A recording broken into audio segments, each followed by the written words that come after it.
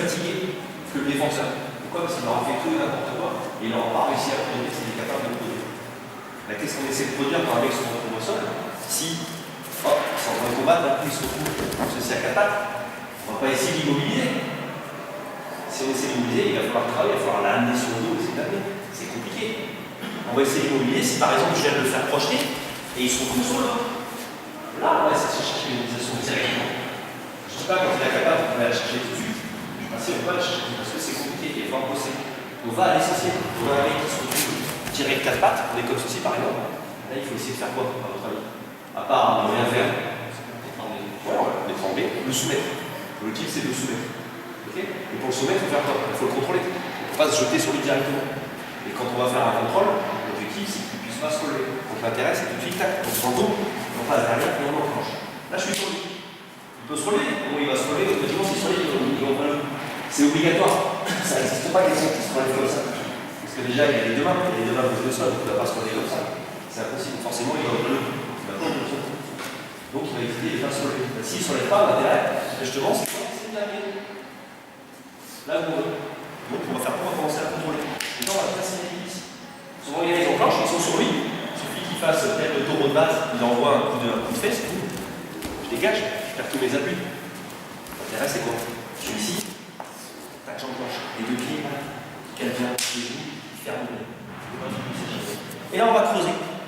On va faire classique, on va creuser. On va bien chercher le coup directement, on n'hésite pas.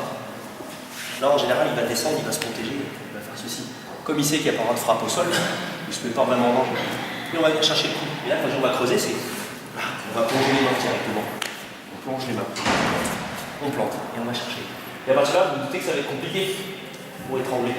Pour l'étrangler, il va falloir le faire tomber. Donc on va faire quoi? On va choisir un côté, soit droite, soit gauche, et on va les basculer. On va rester plongé. Une fois qu'on est là, on va aller chercher les côtés droits sur l'épaule. Et je vais faire ceci. Vous avez vu les pieds? Je reste en contact. J'ai les deux mains qui sont là. Effectivement, là, ils s'ouvrent un petit peu pendant qu'on a tourné. Et là, on va faire pas mal. On va aller chercher, on va aller étrangler. Exactement. Je remonte très tranquillement. Évidemment, il se laisse faire. On enclenche. Là, on serre bien. Et on va décider de quel côté on va tourner.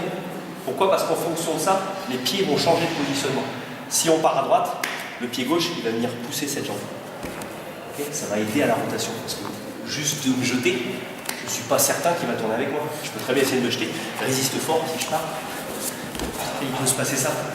Pour éviter ce genre de problème, j'enclenche fort, je suis dedans, et mon pied il va venir là. Je suis ici. Et là, je le colle à moi. Et surtout, je ne m'écrase pas. Parce que lui, son job, ça va être de monter, d'appuyer sur ses pieds et de se relever sur moi. Pour essayer de m'écraser. Ok? Donc, pour éviter ce genre de choses, moi, je suis droit. Là, je suis en puissance. Et là, je travaille, parce que lui, il va forcément il défend. Ça protège. Là, pour le faire s'ouvrir un petit peu au niveau du cou, je vais faire quoi? Je vais venir directement là, en haut de la tête, et la main continue à crever. Pourquoi la tête? Parce que la logique veut qu'il protège un appareil. Donc moi, je vais emmener, c'est pas interdit. Ok? Et je colle à mon corps. Et là, je creuse. Et à un moment, ça va passer. L'objectif, ce coup, c'est un moment. Je suis là. Le bras d'honneur classique. Et ce qui manque souvent dans les soumissions, c'est là, venir derrière. Souvent vous êtes là. Bon, effectivement, là j'y suis là, si je fais ça, il va être tombé. Mais il suffit qu'il se mette un petit peu à tourner légèrement. J'ai plus rien. J'ai plus rien parce qu'il défend. Si par contre, même si sur le côté il défend mais que ma main est derrière, ça va quand même taper. J'ai un étau qui se ferme complètement. 1, 2, 3, 4. Et les deux coudes vers le sol. Et j'écrase. Qu'il soit le nez vers le haut ou sur le côté, dans tous les cas, il sera soumis. Alors que si vous êtes que ici, il se met à tourner, j'ai pas de force. Donc là, ma main, elle vient pousser sa tête. Sa tête, au départ, je l'ai poussée vers le sol. Là, je la repousse vers mon bras. En fait, c'est comme si je la poussais vers le tranchant. Limite, si je faisais regarder juste ça, sans devoir resserrer les bras, je l'envoie sur mon propre bras. Après, j'ai juste je remonte. Je suis ici. Donc, je mets tout de suite, on serre, j'enclenche et je plante.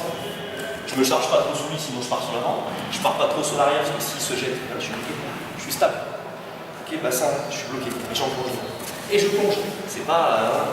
Je plonge, j'y vais directement. Une fois que je suis ici, si je choisis le côté droit, pied gauche va venir à l'intérieur. Là. Et les pieds restent à l'intérieur. Je libère pas mes jambes. Je peux rester à l'intérieur.